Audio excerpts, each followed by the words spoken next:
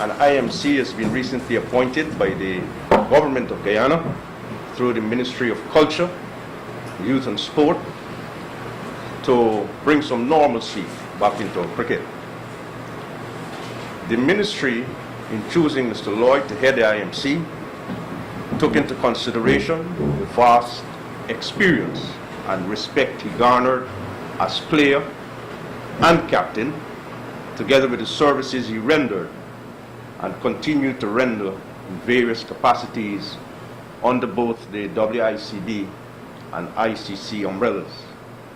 Mr. Lloyd will make some opening remarks, following which your questions and queries will be entertained. Mr. Lloyd. Cheers. I really am sorry that I was slightly late, but as you know, there a lot of things are happening and calls. I think my phone has been red hot, but it doesn't matter. That's part of what the job is all about. First, I want to tell people that why I was involved in coming back to Guyana and being involved with this IMC. I think it's something that happened 6 months ago, where we had a meeting with Mr. Hunt, the past president, Mr. Bar Jagdeo, the Minister of Sport and myself. And this was talked about, so people knew what was happening. And I left, and then things developed, and I presume they were hoping that they would have got things back on track and they would have worked together, but things took a different turn, and the IMC was introduced, and they asked me to be chairman.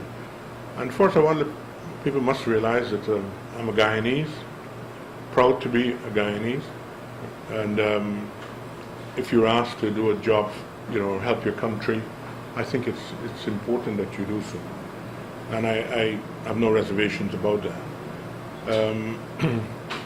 What I envisage for the future in Guyana, in sport in general, is that I think we are lagging behind in quite a few, in a lot of ways.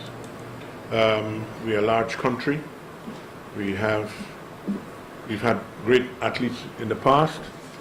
I remember as a youngster going to the August Olympiad at Border every August, and we've always had great sportsmen.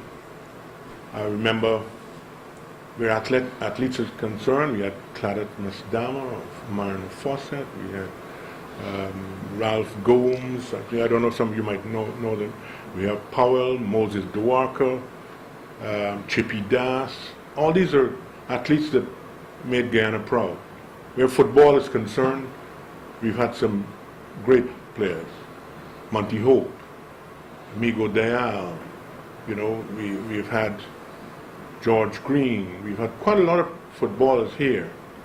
When 1958, I think it was, when they had the first West Indies football team going to England, we had 4 representatives.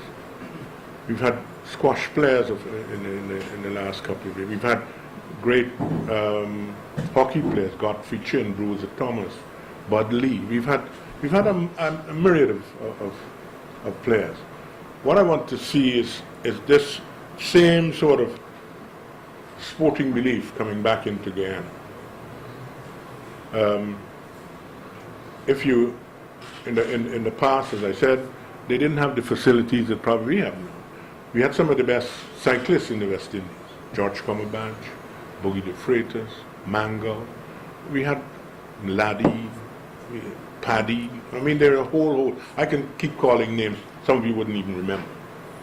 What I'm saying is that Guyana has always been at the forefront where sport is concerned. And I think now is the time for us to try and bring back those memories. Try and get our youth, the youth of this country.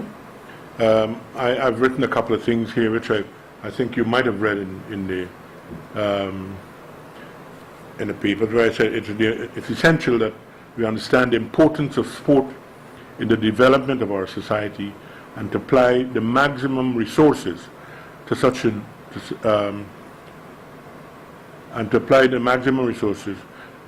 institution accordingly.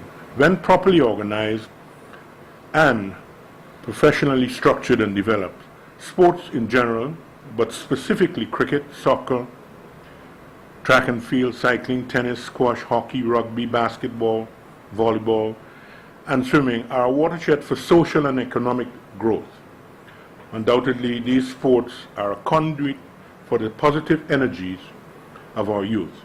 Sports, therefore, should be an integral, not peripheral part of the curriculum in our schools from the Pacaraimers to quarantine. We, as you know, over the years, we've had some great sportsmen, great cricketers. And that is why I think I find it very disappointing that today a team that was chosen for a tournament, a T20 tournament, and because of some infighting, I presume, and people not thinking of the youth of this place. We have a good team. We probably will be able to. I think we will have done well in this competition. And I find it difficult. I really cannot see how people can put aside their differences and let these young men play their cricket. I'm disappointed in that respect. I can go on with other things, but I must say that I think that it is wrong, and eventually it will come to the fore where they've realized that they've made a very grave mistake, because you are stopping our young players, a team that was chosen by the GCB, even if they, as I said, I don't know if most of you might have seen the program last night, which I said that, you know, I don't know if any of you saw the program, which I did with the NCN, but I think that the young cricketers and the government has said that they have no problem with the players going. They're quite happy. They were willing to even help them financially to get there. They have been accepted by the West Indies Cricket Board. Now they're not taking part, and I find it very disturbing. I know I'm a member of the WICB, but I'm thinking